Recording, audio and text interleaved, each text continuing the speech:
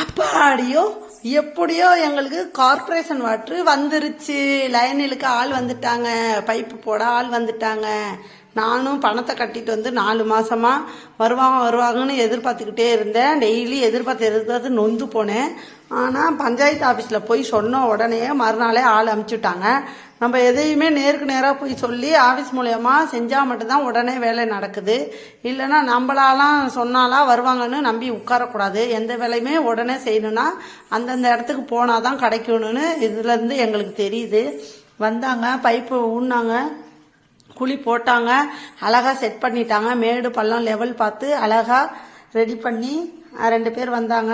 குழியெல்லாம் போட அவ்வளோ கஷ்டப்படுறாங்க. அந்த மண் சரியில்லாதனால குழி எடுக்க அவ்வளோ நேரம் கஷ்டப்பட்டாங்க. இருந்தாலும் அழகா வேலை பார்த்து கொடுத்துட்டாங்க. இந்த உழைக்கிறவங்களாம், கூலி வேலை பார்க்குறவங்களாம் தினம் என்னென்ன கஷ்டப்படுறாங்கன்னு நேருக்கு நேர் பார்த்தாதாங்க தெரியுது. அவங்களுக்கெல்லாம் நம்ம எப்போதுமே நன்றி சொல்லணும். எப்படியோ பைப் லைன் வந்துருச்சு, சூப்பராக போட்டாங்க, கடவுளுக்கு நன்றி. தண்ணி வந்தோன்னா காம்பவுண்ட் சவுருக்குள்ள உள்ள எங்களுக்கு லைன் போட்டு கொடுத்துட்டாங்க. அதில் நாங்கள் திருபை போடாமல் ஓசு போட்டு பிடிக்கிற மாதிரி தான் பிடிச்சோம். சூப்பர். தண்ணி வந்துருச்சே. வந்த தண்ணியை வேப்ப மரத்துக்கு தான், அம்மன் தாய்க்கு தான் ஊற்றினோம். சூப்பராக ஸ்பீடாக வருது தண்ணி. போட்டவங்களுக்கு நன்றி, கடவுளுக்கு நன்றி, வாழ்த்துக்கள்.